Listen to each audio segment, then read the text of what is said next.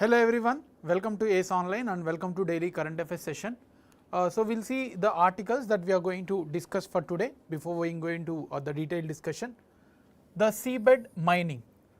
So there is an article related to the involvement of India or asking permission by India to explore certain minerals in the Indian Ocean. So we will see in the details. So who is the authority to give the permission, why India has asked, so what is the intention behind that, right? So there is a lot of facts, lot of organization involved as well, which we need to remember for this for our exams. Then India Employment Report 2024, this was given by International Labour Organization. This article is important for both objective as well as subjective exams. If you are writing any state PSC groups, right, the group 1 where you need to write the answers. So those even UPSC, those data is very, very important, because not just writing the statements, but you need to justify your views, right? For that data is necessary. So this article is a little bit more important. Then sickle cell disease, so it is part of science and technology. Again we will see what is this disease and how can it be controlled or how can it be cured. Then black carbon, which is of environment, very, very important article, because environment related questions, whether objective or subjective, comes from the current affair, most of the questions. So this is one very important article from environment. Then a scheme, Atal Pension Yojana. Then Krishi ICCC, we will see what is this. These are the two schemes released by the government. Of course they are one is new and one is old, so we will see the context and then we will discuss. Finally we will see some factual pointers and solve some MCQs, right? So let's start the session. If you have any doubts you can ask here. Okay, yeah, very good evening Malini and Srinath, welcome to the session. So let's take the first article about seabed mining. So why this is in news, why we have taken this article? So there was an article in the Hindu on the front page itself that India has applied to International Seabed Authority. We will see what is International Seabed Authority also. So India has asked the permission from International Seabed Authority to explore certain minerals in the Indian Ocean region. So we have in the previous session, one of the previous sessions, I will show you briefly here also, that we have certain zones moving out of the coastal region. We have national jurisdiction, we have exclusive jurisdiction, and then beyond that there is a overseas, the high seas, where you cannot claim the rights of the seas, right? So in those regions India has asked that we need permission to explore the deep oceans. So that's why we have taken this article. We will see a little bit details about the context after discussing the brief basics, right? So this is the context why we have taken this article. Now before knowing why India have asked, what is the intent behind that, we need to know what actually is International Seabed Authority. So this is the organization where India has asked the permission to explore, right? So this is a international autonomous organization. That means it is not under any purview that it has to follow certain rules and regulations. It has its own rules and regulations. So it is an autonomous international organization formed in 1994, right? And what is the intent, what is the objective of the organization, why this organization is existing? So it aims to regulate mining and related activities beyond the national jurisdiction. So if you are, take example of the India coast, from the coast region till certain length, 220 nautical or 200 nautical miles, we have some powers over it, right? We can regulate, we can keep some rules for all the ships that are passing through this region. But beyond that there is no claim, but any other country cannot claim, like India, any other countries cannot claim beyond 200 nautical miles. That comes under the high seas, which nobody can claim. So in those regions which are beyond national jurisdiction, this organization regulates those high seas, right? So this is the organization which is responsible to give permissions to explore anything in the high seas, right? So this is the objective of the organization, and this came into existence after a convention, a rule book, or you can say it is an agreement. It was signed under United Nations, and the agreement name is United Nations Conventions on law of the sea. So before 1986, which this came into the picture, 1986, there is no such rule or regulation at the international level that how can seas be used, the oceans be used. So all the countries came together and they have signed an agreement called UN clause, United Nations Convention on Law of Seas, how to use because of the increasing pollution and other commercial activities. So the countries have signed an agreement. To implement this agreement, this organization was formed, right. So this is the objective, this was the formation after 1986, this was formed in 1994 to implement this treaty, right. So this is a treaty, an agreement, and this is the organization which is implementing this treaty, right. Now, yeah, we have seen what is UN clause. So UN clause codified, this I have shown you before in one of the sessions, that the boundary, so for example this is the India coast, beyond that we have a territorial sea up to 12 nautical miles. 1 nautical mile is approximately 1.6 kilometers. So in the oceans we call it as a nautical mile as a unit rather than kilometer, okay. So up to 12 nautical miles it is a territorial sea, and then beyond that we have a contiguous zone. So 12 more nautical miles we have a contiguous zone. In this zone we can regulate not only water but also the national airspace, and here comes the contiguous zone. So if you want a detailed discussion, you can go back 3-4 days before one, we have discussed this, right. Here there is no international space regulations, but yes, we can ask for those ships whatever the activities, they need to take permission from us. And then we have a exclusive economic zone which 1200 nautical miles from the coast. So until here it is under the country's jurisdiction, whatever the country that is bordering to the ocean, but beyond that the high seas are there. So this high seas were being signed under UN clause, that is why we have signed this agreement, right. So this was organized where whatever the research that need to conduct in the high seas need to take permission from this UN clause convention through International Seabed Authority, right. So ISA, the International Seabed Authority, is having the mandate, the duty to ensure effective protection of marine environment. So that is why it came into the picture, we need to protect. So if there is no organization to protect, we keep on exploring the oceans and the whatever the bio that living beings are there like fishes, algae, all those things will die, and eventually the oceans will destroy and humans will itself will destroy, right. So that is why this International Seabed Authority is there to protect the marine environment, that is the main duty of ISA, and it is headquartered, very important, in Kingston, Jamaica. So it is headquartered at Kingston, Jamaica. As of now we have 169 members and including Indian, right. So India is also a member. This is about the UN clause on International Seabed Authority. So as this is the responsible body to conduct the high seas, so India has asked permission to explore in those high seas region, right. Now what actually is seabed mining? Again we need to know, before going into the where India have asked permission and all, we need to know about the basics. We have seen about International Seabed Authority, and then we need to know what actually is seabed mining or deep sea mining. If you observe this diagram, beyond certain kilometers, certain distance from the coast, in the lower parts of the ocean, completely in depth, there are lot of polymetallic nodules. Polymetallic means there is lot of mix up of metals which are which are having high values. So there are lot of polymetallic nodules under the ocean. So deep sea mining is to explore these polymetallic nodules to the deeper layers of the ocean. So that is called as the deep sea mining, okay. So this comes under beyond the national jurisdiction, beyond 200 nautical miles this seas falls under, right. So that is about this seabed mining to explore the polymetallic, poly means multiple, right. Now why India have applied for mining? So that is the the context that we are coming about. If you observe this map, so here is India and then Sri Lanka, and here is called Nikitin Seamount. So this is, they may ask you in the exam, Nikitin Seamount sometimes mentioned in news, why it is there, like where it is located and all, they will ask. So this is the point where India have asked for the exploration of seabed.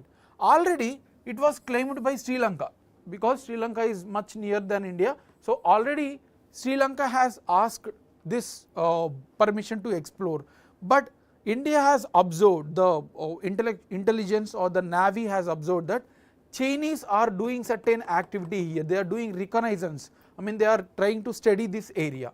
It was proved that there was lot of cobalt, there are lot of cobalt present in these regions, right.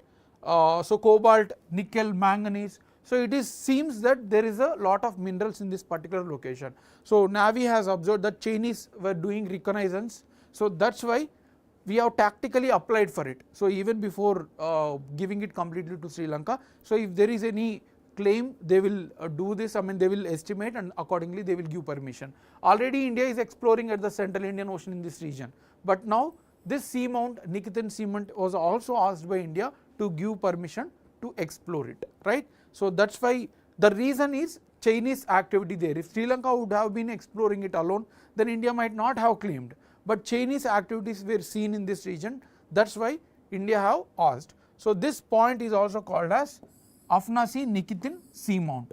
So they will ask you in any names AN seamount or Nikitin seamount, right. So it is approximately 400 kilometers long and 150 kilometers wide. So the area is, you can multiply those things. So it is having a huge amount of cobalt, nickel, manganese and all. So that is why India have asked permission, and this is located in the Central Indian Basin. It is not South Indian Basin or North Indian Basin, it is located in the Central Indian Basin. That is why India have asked permission to explore it, right. Yeah. Very good evening, Sandhya, Jesus. So welcome to the session. So we have seen the context why the India have asked permission from International Seabed Authority to explore the minerals. Now we have seen what actually is International Seabed Authority and what is UN clause. It is an agreement. So we have seen the division also in the earlier session, like 3-4 days before itself we have discussed in very detailedly. So you can go back if you want more deeper discussion, right. And then we have seen about the seabed, what actually is seabed, deep sea mining or seabed mining, and finally what, in which position India is asking permission. So this geography is important, the name itself is very important, right. So that is about the article. Any doubts in this? Okay. So as there is no doubt, I am moving to the next article. This is more about facts. So the, especially if you are writing state PSC groups like ABPSC group 1 or Telangana group 1 or UPPSC, UPSC. So for those students who are writing subjective answer, it is very important. For those people who are just writing objective, you just need to remember what is the report, who released it, that is it. So no need to go for data, so they won't ask you because this is an international report. Until unless it is a government report by Indian, I mean from Indian body, you no need to remember the data if you are writing the objective exams alone, right. But for mains this is very important, the subjective thing.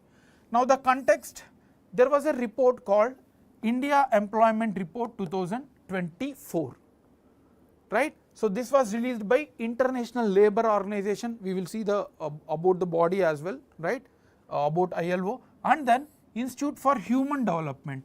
So two bodies together has combinedly studied and they have given the report, right. And this we have very important observations where you can use this data in your answers, right. Before we will discuss about the International Labour Organization. Let us see what observations, what data has been given by this India Employment Report 2024. The first observation is related to the people who are educated. So whoever have studied beyond 10th class, so secondary means it is up to 10th, right. So beyond secondary and higher education, 11th class or more like graduation. So those youth, those are the educated youth, where double the unemployment of these people, whoever have educated beyond 10th class, the unemployment, the contribution, I mean for example 100 people are unemployed, out of that 65.7% are those people who are educated beyond 10th, right. So 65.7% of people out of 100 are those I mean these are all unemployed, and out of those unemployed, most of them are those who are educated beyond 10th, right. So if it is not educated, I mean the people are not educated completely, not even first class, second class, they may go to the works like labor works, but the student or the people who have educated, they won't feel very happy to go for such works. That's why they remain in unemployment to seek much better one, right. So it was doubled in 2000, their contribution was only 35.2%. So whoever have educated beyond 10, they used to get some job, right, some dignified job, but now it has increased to 65.7%. That means people who are educated were more in the unemployment condition. So this is one important observation that you need to remember. Second one, the youngsters, out of 100, the youngsters means 18 plus, right, 18 plus and 35 below. So those youngsters, out of the total unemployed, 83% were youngsters. So the unemployment problem we can say is majorly of the youthfulness. So the young people are struggling for the employment, right, not the elderly people. So this is the second observation that we can note from this particular report. Then before going into discussion, let's understand what actually is labor force, right, and then workforce. Labor force means who are all seeking for employment, who wants employment. So it is nothing but 15 plus are all want employment, isn't it? So labor force is a broader criteria. Who wants employment? They may be in employment, I mean they might have occupied some job, some TCS, whatever the job they may occupy, or they may not occupy. They don't have, I mean they are not in employment, or they may be in employment. All the people who just want employment are considered as the labor force. Now workforce means who are actually doing job. So if there are 100 people who want job, only 50 or 60 may be doing the job, rest of the people are kept quiet, I mean they are not doing any employment. So labor force is a broader criteria, you can take this the broader criteria who want employment, and this is the workforce where who are actually working, right. So if you minus labor force minus workforce, I mean if you subtract workforce from labor force, so that is nothing but unemployment, right. So labor force, workforce, and if you subtract workforce from labor force, we will get the unemployment, right. So these three criteria has become worse in India. So that's what the report has said. They have shown a long term deterioration between 2000 to 2018, but witnessed improvement in 2019. So till 2000 to 2018, it was in a dire situation, labor force was high, unemployment was high, but 2019 onwards it was okay, right. So the report has said. Also one important observation, this is the third observation that you need to remember.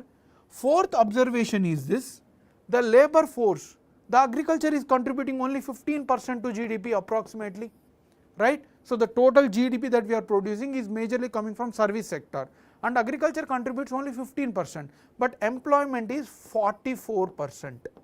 That means the people who are required to work are beyond the the limit. Only 15% employees are required to keep in agriculture to produce this, but 44%, almost 3 times are there. So this is called as a disguised unemployment, which is there but which is not required. This much amount is not required, and these people who are excess in agriculture are moving to service sector or construction sector. Service sector like small business doing vegetable vending business, all those things. So they are moving to either construction or in service sector, but here we are missing the manufacturing sector. Manufacturing sector. So manufacturing is the one which give dignified salary, dignified life, but we are missing this particular thing. The people from agriculture are moving towards the construction and service sector. Very, very important observation that you need to remember, right. We have few more, these data are very, very important for our exams, especially those who are writing mains, right, subjective answers. Also the report has said that 90% of workforce are in unorganized sector. So unorganized sector means you can see this is the unorganized where there won't follow any rules and regulation, there is no tax collection, example Pani Puri shops, right. So almost all the workforce that we are having, 90% is unorganized. Government employees, service sector, they are only just 10% of total workforce. So this is also a very bad situation that we are in. We need to formalize it. We need to bring, that's why GST and all will work. So we need to bring it more formalized, right? Also, most of the people who are in unorganized sector will face this, that is lack of social security. So whenever there is a health issues, whenever there is small accidents, whenever there is a age related issues, so those times nobody there to work. But in case of organized sector, yes, pension and all will be there, right? So this is again the fifth and sixth observation. Fine. So these are all the observations that we need to remember. Similarly, we have a demographic dividend. That means the youthful people who can work and contribute for more generation of GDP. We have a demographic dividend. India is one of the core countries which are having demographic dividend, but we lacked skills. They have surveyed this and they concluded that 75% of youth unable to send emails also. Through the laptops, they were not able to send emails. 75% of people, and 60% of people, they cannot even attach a file to the email, and 90% of them can't even write a small formula in the Excel spreadsheets. So this is what the survey has proved. We have a demographic dividend, the youthful population, but we were not able to have skills properly. So this is again very important observation. Finally, the eighth observation is this: the lower caste, the scheduled castes and scheduled tribes, they were forced to get into employment because of their economical situation, but most of them are working in the low paid and casual works. So per day 50 rupees, 60 rupees. So that is the caste element is also being focused in this particular study. So these are all the observations from this particular report, right? So any doubts in this data? Sir, diploma level CAT 1 electronics interview preparation के लिए कुछ बताए? You can contact to the ACE, you can mail it to that because we are not aware about it, okay? You can mail to the ACE Academy email. Fine. So these are all the observations from the International Labour Report, okay? So this all the data are very important to be useful in your answers. Now what actually is International Labour Organization? This is what the organization that has conducted the study. So you need to know about the organization also. The questions will be in objective exams, they will ask you from this only, right?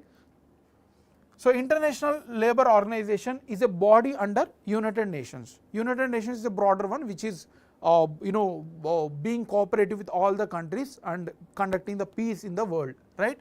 So this International Labour Organization is part of United Nations system, and its mandate, its duty is to advance the social and economical justice among the people, right? So decent work and life.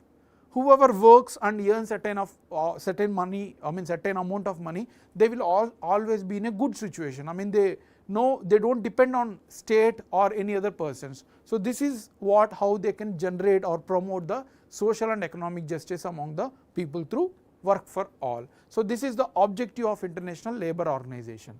Now the headquarters is located in the Geneva. These are all facts, of course you need to by heart them, where it is located and all. International Labour Organization headquarters is located in the Geneva. Also it is part of UNDP. There is already a United Nations development program which is under United Nations. So this is also a member of UNDP to promote the sustainable development goals. We have kept 17 goals to achieve by 2030, isn't it? No hunger, gender equality, no poverty. So all these goals, there are 17 goals, and this particular organization is being achieved, and ILO is also being coordinated in this particular project. Actually this ILO has come way before the United Nations. United Nations came only in 1945 after World War II, right? But this organization was already present even before that. It was existing in 1919, which was established through Treaty of Versailles. So after the defeat of Germany in the hands of the USA and other allies, right? So they have established certain rules and regulations through Treaty of Versailles, and this organization was launched immediately after World War I to promote the peace among the workforce, right. So, the management of the workforce, and in 1946 after the formation of United Nations, this ILO has become part of the United Nations, right. So, as of now we have 187 members, and India is also one of the founding member. India is a founding member. Even in 1919 itself India was part, and this is the only organization where, this is the only United Nations agency where not only government but private players, employees, all are part of this organization. It is not just about the governments. So, this is about the International Labour Organization. And one more institute involved in releasing this report is Institute for Human Development. So, this is a non-governmental body. This is a this is part of the Indian Society Labour Economy. It is non-profit like NGOs. There are a lot of NGOs working in India. So, this is an NGO which is working for the economic and social development of the Indians, mainly focusing on poverty and deprivations eradication, right. So, this is NGO. They may not ask much, but International Labour Organization is very, very important. So, any doubts in this? Fine. Let us move to the next article. This is science and tech related. So, this again will be important for objective exams as well as subjective exams. Sometimes they may ask you in the answers as well, right. Now, why we have taken this article? So, there was a big article in the Hindu. No need to read all the things. So, there are a lot of irrelevant data, but anyway the relevant things we will capture and we will discuss here, right. So, there was an article in the Hindu that there is a inaccessibility and cost cripple, that means higher cost, those who are being suffering from sickle cell disease.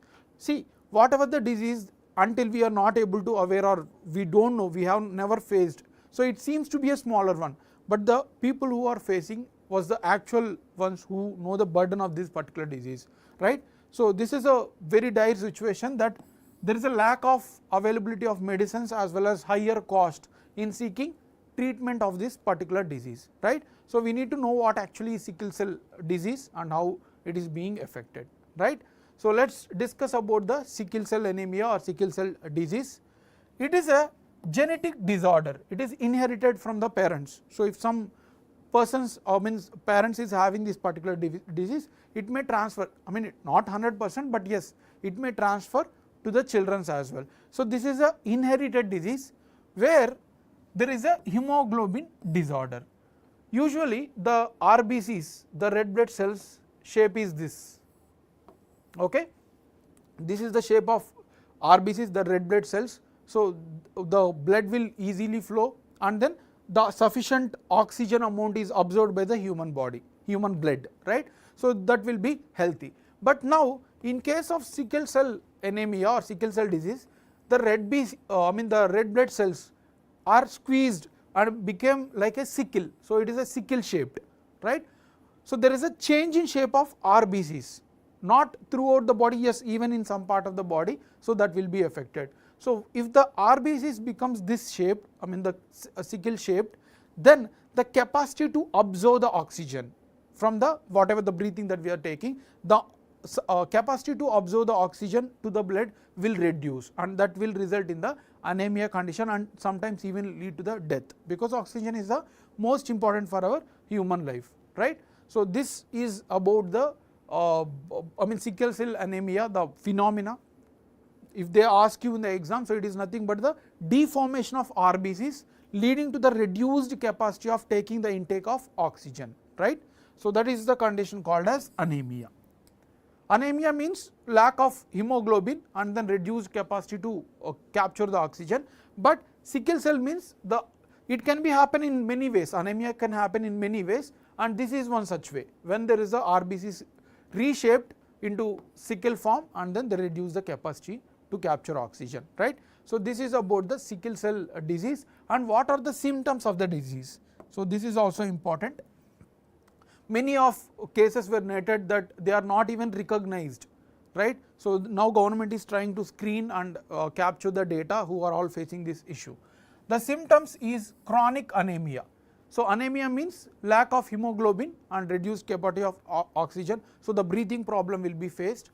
So this chronic anemia, and then painful episodes, the back, chest, whatever the body parts, they frequently gets pain, right. So this is again one more, and then delay in growth and puberty. So the growth hormones in the human body will reduce in their growth than usual or general case, right. So these are all the symptoms of sickle cell anemia. Now the treatments, how can it be treated? So there is a treatment, of course it is very costly, right, but we will see what are all the treatments available. First is blood transfusion. So we need transfusion of blood. So shift the blood, we need to take out of our blood and then give the new blood which is generally health, right. So we need a blood transfusion continuously. Second one, there is a medication also, hydroxyurea. So they may ask you in exam also, so for which thing we are using, because this was in news. Usually medication things and all won't ask, but if there is frequently in news they will ask. Hydroxyurea was a medicine which can be reduce the pain of sickle cell anemia patients. So this is the second treatment. And third treatment is the treatment of bone marrow or stem cell transplantation. We have a stem cells. So our body is nothing but cells. So stem cell is located in the bone marrow, and this can be replaced to reduce the effect of sickle cell anemia, right. So these are the three very frequent treatments that are available for sickle cell anemia patients. To reduce this, the government has bought, this was also mentioned in this Hindu article. They have explained what actually is sickle cell anemia, and then they have brought what government has doing for this, and also they have discussed about the challenges. We will come to that particular point as well. So National Sickle Cell Anemia Elimination Mission. So this is very, very important, because this was launched last year budget only in 2023. So that's why it is very, very important in exam. Government has launched National Sickle Cell Anemia Elimination Program through budget 2023. And what is the aim of this program? To eliminate sickle cell anemia by 2047. The number is very, very important. So the target is to eliminate this particular disease from India by 2047. And how they are going to do? They are going to increase the awareness among the people about the disease, that this is the disease which is spreading, right, through inheritance. So you need to check and identify in early stages so that it can be removed, right. So that awareness, and also screening between 0 to 40 years, this is again important. These diseases are generally identified from the tribal hamlets, the rural hamlets, because the marriage happens between the cross cousins and the close relations. So that's why these diseases are being prevalent in scheduled tribes and in the rural regions, fine. So that's why the screening is also being increased by the government. And few more notable points given in this particular article in the Hindu are: India is the third highest country which is having the cases of sickle cell anemia or sickle cell disease. So the first one is Nigeria, and second one is Democratic Republic of Congo, and India is the third highest one which is having these cases. It was also noted that 15,000 to 25,000 every year, 15,000 to 25,000 every year, the babies, the number of babies that are being detected with the sickle cell disease. So this data is also very important, fine. And this disease is also part of Persons with Disability Act 2016. So there was an act passed by the Parliament, Persons with Disability Act, which was passed in 2016, and they have mentioned 21 such disabilities in the act. Very, very important, the number. There are total 21 disabilities mentioned in the act. Out of that, sickle cell anemia is also one of such disability, right. So this is also an important observation. Now what are the major issues? This is very important article, that's why we are discussing in detail. Any type of questions can be asked in this particular sickle cell anemia disease. Now what are the major issues? We have seen that blood transfusion and then hydroxyurea medicines, right, bone marrow transplantation. There is one more medication, so we will see that as well. Now the treatment and then accessibility to medicine of hydroxyurea, these are the very costly in nature. The blood itself, it is very difficult. We can see in WhatsApp group or many social media where they are asking about the blood, right. So this is a very serious issue, that we were not able to get the blood on time, and then this medication is also not available in most of the shops because of the lack of production, right, from the private agencies. Fine. So this is two important difficulties that these people are facing. Now there is a very important upcoming technology, or already it is being developed, but still it is not very cheaper. That is CRISPR technology, clustered regular intercepted short palindrome repeats using Cas9 protein. I will explain, you don't worry. So there is a new genome editing technology, right. So we have a cell, right. Our human body is nothing but cell, and within cell we have a nucleus, and within nucleus we have chromosome, within chromosome we have DNA, right.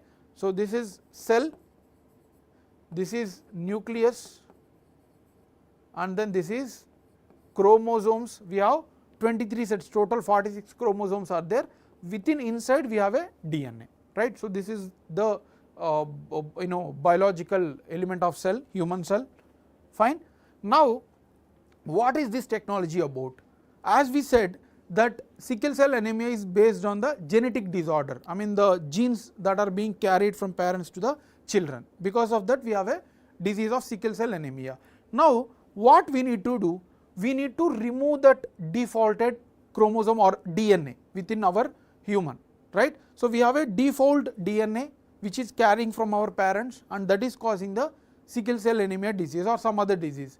Now if you could able to remove the default part and replace with the normal DNA, then we can remove this particular disease, and that will also be halting the generational transfer, right.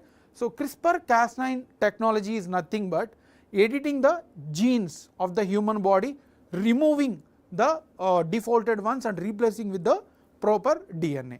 Now that is fine, to make understand in a factual manner it is fine, but you need to understand how it works, that we will see now, right. So very brief discussion, you will easily understand.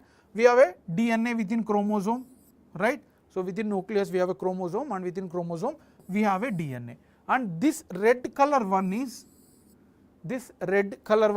defaulted part. In our DNA there is a defaulted part. Now what we will do, we will use the Cas9 enzyme, a protein, an enzyme. So what is enzyme? It is enzyme is any small organism in our body where it will enhance the chemical reactions and reduce or put whatever we want, right. So enzyme is a one which is acting here. So the Cas9 enzyme will be added here, and then the defaulted one will be target, it will be cut, this one will be cut, and it will be replaced. The DNA cutting enzyme will take care of this thing, it will cut, and then it will be replaced with the healthy DNA strand. So wherever there is a default, now it will become a normal healthy DNA. So this is how they are going to remove it can be removed or eradicated completely, but this approximately it is costing $2 to $3 million, not even millions but $1 million. So 1 million 10 lakh, you can estimate 30 lakhs into again 80 if you want to convert into rupees, right. So 30 lakhs and then 3 crores, so it costs around 20-25 crores for the treatment. So that is why we were not able to access this, right. So if it becomes cheaper, then yes, we are going to cure most of the diseases which are being inherited from our parents, right. So this is one more treatment for sickle cell disease. Any doubts in this?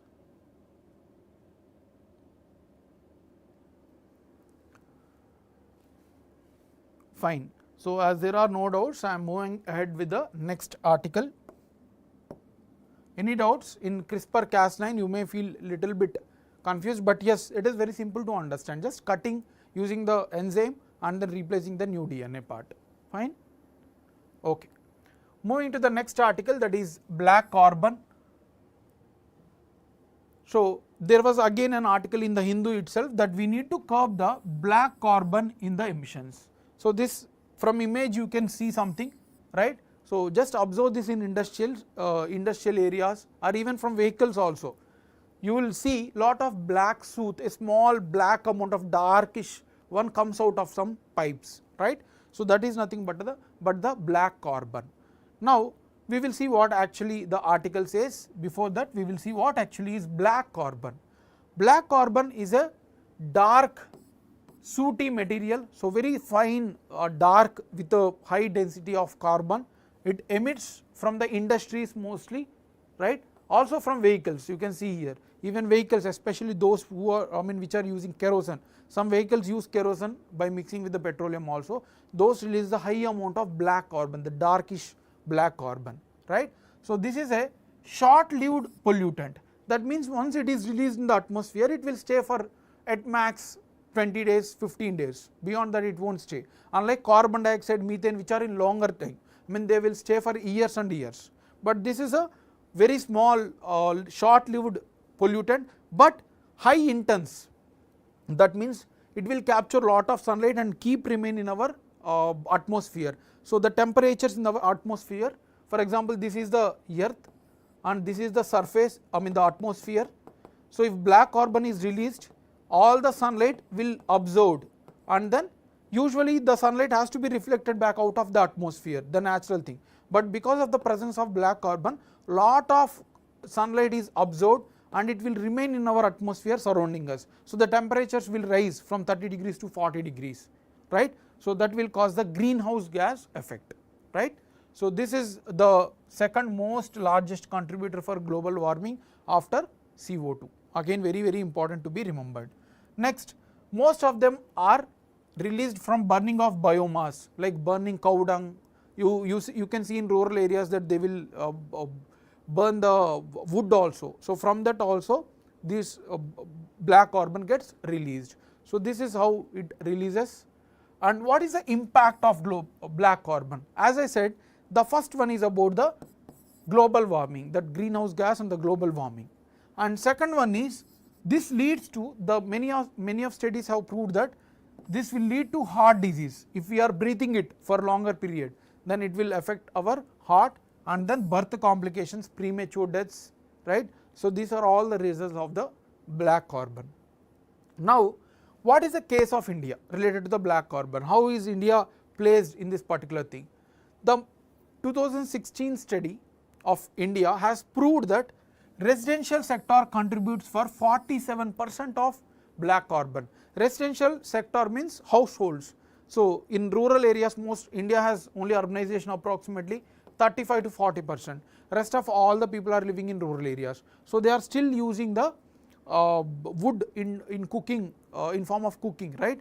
They are not using the LPG gas and all. Yes, government has brought such schemes, but still most of the people are still using that biomass. So that's why residential contributes 47%, followed by industry 22%, right. So the top two has to be remembered, which sector contributes the highest black carbon. Now there was already a decarbonization efforts, like industries should completely use this particular thing and then they have to capture and then retreat. So there is a lot of process that we have launched. So that's why there was a reduction of black carbon from industrial sector, but the role of residential sector still as increasing, because we are using the biomass and all. So still this contribution is increasing. We need to reduce focus on this residential sector. Now to reduce that, government has, the article also mentioned about the Pradhan Mantri Ujjwal Yojana, and it has suggested to increase more penetration, efficient utility of this particular scheme.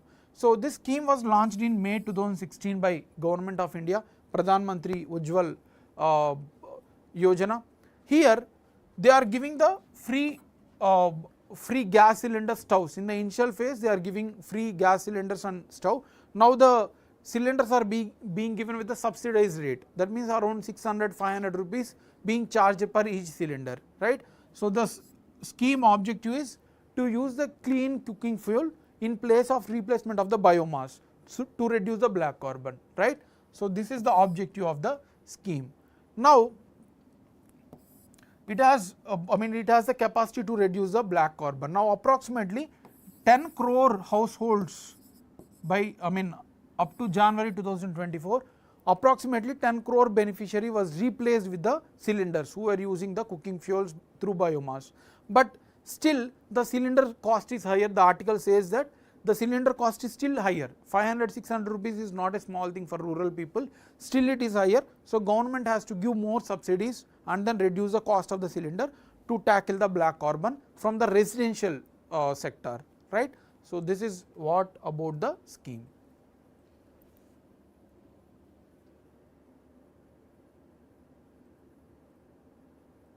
Okay, fine, thank you. Fine, Ramya, no issues. So you can watch it later. We have created a separate playlist in our channel, so you can just go to the playlist and then you can go for daily current affairs. So all the videos will be available. Since January we have kept it single place. Fine. Next, moving ahead to the next article, Atal Pension Yojana. We have very small articles now. We have completed the detailed discussion of the larger articles. So Atal Pension Yojana, why we have taken this article? There was a Twitter clash between Finance Minister Nirmala Sitharaman and then Congress General Secretary Jairam Ramesh. So these two persons have clashed or commented in the Twitter. It was mentioned in the Hindu itself. So that's why we have taken regarding the Atal Pension Yojana. And what they said, we will see that later. Before that, let's see about the Atal Pension Yojana. Then we will come to this what Jairam Ramesh has said and what our Finance Minister has replied. Fine. Yeah. So about Atal Pension Yojana. So pension is what once we retire after 60, so we need to get certain amount of money because our age related problems will not enable us to work for longer time, right. So that's why this is a pension scheme specifically focusing on unorganized sector and the poor households. It is not for income tax payers and all, right. So the people who are already in government sector and the service IT sector, they are not eligible under the scheme. So this scheme is for poor people and then who are working in unorganized sector. So 90% of our economy is nothing but unorganized. We have just seen in previous article. So almost 90% of people are eligible, right. Now this is a guaranteed pension scheme, right. So how this will be given? So let's understand the mechanism, how the scheme works. Now there is a government, right, and there are people. So every month we need to pay certain amount, 100 rupees, 200 rupees until 60 years of age. Until 60 years of age, every month we need to pay certain 100 and all. So this is kept aside and then interest is also made from this particular amount because we are giving money and that money will be used as a interest to some other loans and all, and it will accumulate. At the age of 60 years we will have certain money and every month government will give certain fund or money every month, right, because this is our money only. Of course there will be some interest added and then some government contribution also. So this is a pension scheme which is given for unorganized sector. It allows any citizen. So they need to join between 18 to 40. So the pensions are being given at 60 and if someone is joining at 59, how will that be a major contribution? Within 1 year they cannot give, right. They cannot give much funds. That's why at least before 40 and after 18 they need to join for this particular scheme. So the eligibility is very, very important. It was already asked in the UPSC 2017 question related to this age one. Okay. So 18 to 40 years they have to join the scheme and they have to keep paying for until 60 and after 60 they will get, based on their contribution, they will get 1000, 2000, 3000 per month, right, based on their contribution. It was launched in 2015, mainly focusing on unorganized sector. And who are eligible? As I said, no taxpayers or those who are already getting some social security scheme, those persons are not eligible. Okay, only those who are under unorganized sector and then who don't have any other social security measure, government will check related to their account, the bank account, and accordingly they will give the eligibility, right. So 18 to 40 years of age people are eligible and government will also give some funds until 5 years. Once I join the scheme, until 5 years government will also keep on adding certain amount into our account, the pension fund, and we will get it at the end, right. So benefits we will get after our retirement spanning from 1000 to 5000, whatever the amount we are contributing. If we are giving 500 every month, so you may get some other higher amount, right, if you are just contributing 100 rupees. So based on our contribution, we are going to receive 1000, 2000, 3000 based on our contribution. Every month government will pay back us after our retirement. Okay. And if there is a death of that particular person, that can be transferred to the spouse, husband or wife, right. So that can also be transferred, and even both the people have died, then it can be transferred to the nominee, other nominee as well, right. So that is about the scheme. Now what Jairam Ramesh has said, so this also we need to look after, right. Yeah. So what Jairam Ramesh has said, he said that there were 1/3 dropped outs. I mean, whoever has joined the scheme, 1/3 of the members has dropped out. Fine. So that is what he said, and this dropped out was made because forcefully government is making to join them this particular scheme. So that is what he has quoted. Also, nearly 83% of subscribers has the lowest slab, that is 1000 per month, because this is not giving returns, that is why they are not able to join this for higher level. So this is what he has criticized.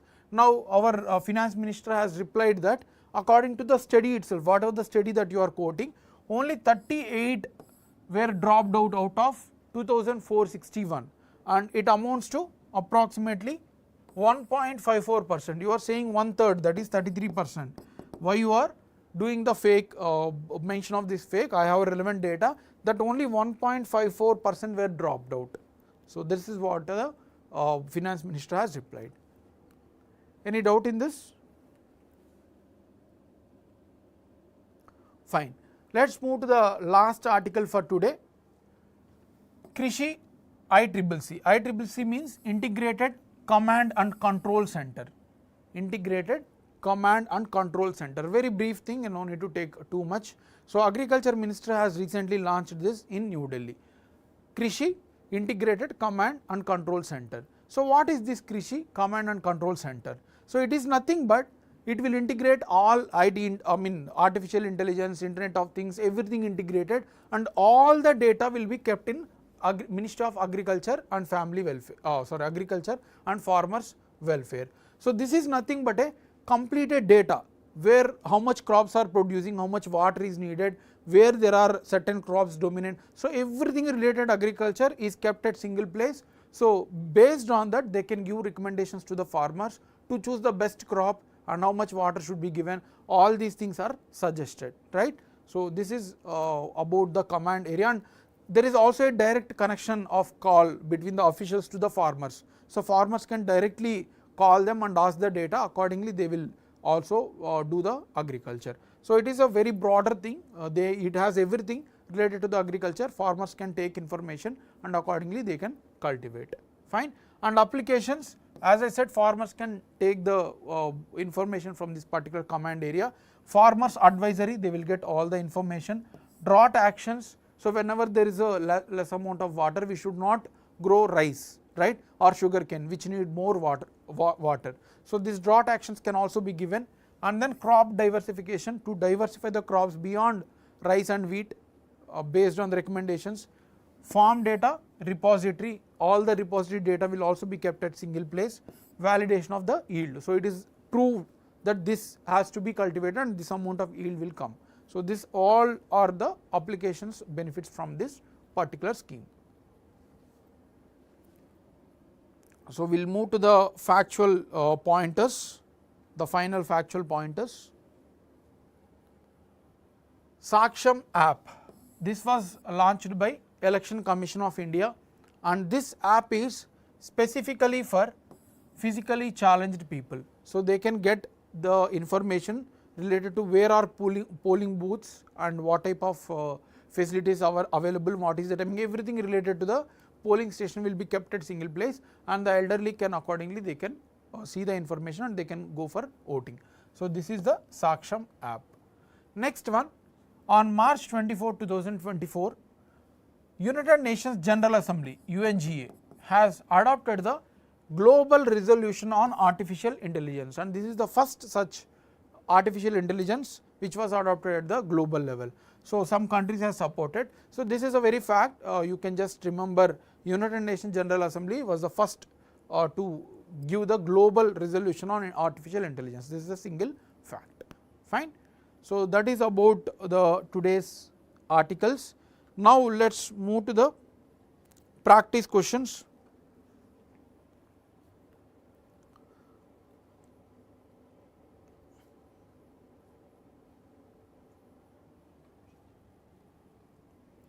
Yeah. So, first question, consider the following statements regarding International Seabed Authority. Okay. So, this is the question. It was established by the United Nations Convention on Law of Seas, UN clause. So, that is the first statement. The main authority of ISA is to regulate the exploration of polymetallic nodules. So, that is the second statement. Third, it is headquartered at Geneva, Switzerland.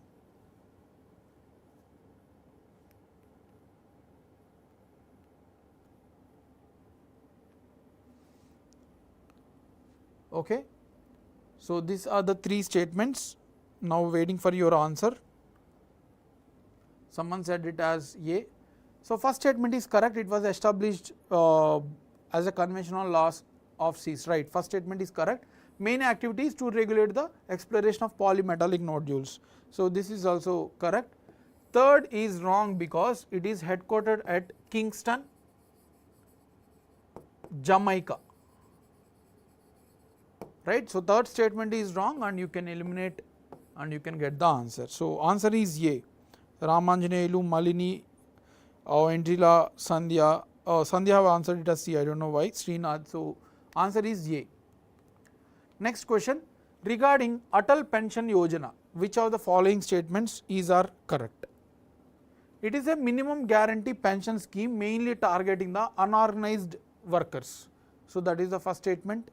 Second one, only one member of the family can join the scheme. So, this is the second one. Third, same amount of pension is guaranteed for the spouse for life after subscriber's death. So, this is the second statement. First statement, yes, it is specifically targeting the unorganized sector. Second one, only member of the family can join the scheme. So, this is the wrong. Anyone can join. So, anyone can join from the family because they are paying and of course, they will get the benefits after retirement. So, second statement is wrong. Third, yes, same amount of pension is guaranteed for spouse if there is a death. So, answer 1 and 3 only. Yes, C is correct, Ramanjaneyulu, Rachna, Oindila, fine. So, that is the Atal Pension Yojana. Next, with reference to black carbon, which of the following statements are correct? Black carbon is a long-lived climate pollutant, first statement. It absorbs solar radiation at all wavelengths. So, that is the second statement. It is formed after incompleted combustion of fossil fuels. Second is C, not A, Malini. So, third statement is also correct. Same pension if there is a death, the same amount is given.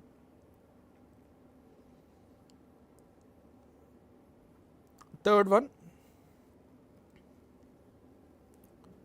So, black carbon is a long-lived pollutant. No, it is a short-lived pollutant. So, first statement stands wrong. I explained this. It absorbs solar radiation at all wavelengths. Yes, it absorbs solar radiation at all wavelengths, right. It is wavelengths here means we have a radio spectrum, we have a visible ray. So, all types of solar radiation can be absorbed. It has formed after incomplete combustion of fossil fuels. Yes. So, this is also correct, incomplete combustion leading to the formation of black carbon. Yes, all of you are correct for the third question. The next question, with reference to sickle cell disease, which of the following statements is correct? So, the sickle cell disease, there is a statements and out of it, which one is correct? First one, sickle cell disease is caused by the virus. People with sickle cell disease cannot have children, second statement. It is inherited blood disease that affect how oxygen is carried in the body, right. So, that is the third statement. National Sickle Cell Anemia Elimination Mission aims to eliminate sickle cell disease as a public health by 2025. So, these are the statements, and out of that they are asking about the correct ones. First one, it is caused by virus. No, it is inherited disease, genetic deformation, right?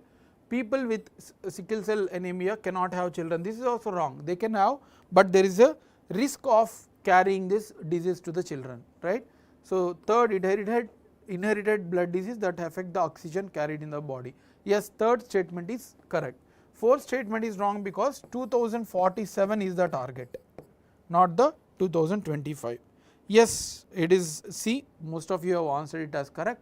Last question, what is the objective of recently launched Saksham app by Election Commission of India? What is the objective they are asking?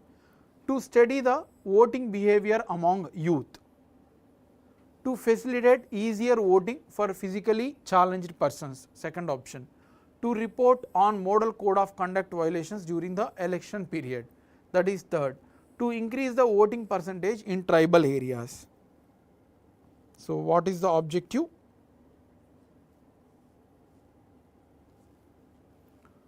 Okay, first one is wrong, not to study any voting patterns among youth. So this is the last question. To facilitate easier voting of physically challenged persons, yes. So this is the correct, it is not model code. So it is C whistle. We have a other one, C whistle, that is for C. To increase the voting percentage in tribal areas, no, this is not the objective. So answer is B, right?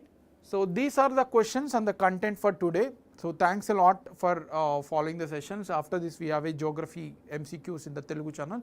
So those persons who are preparing can follow that, right? So thanks for the support. Have a great evening. Thank you.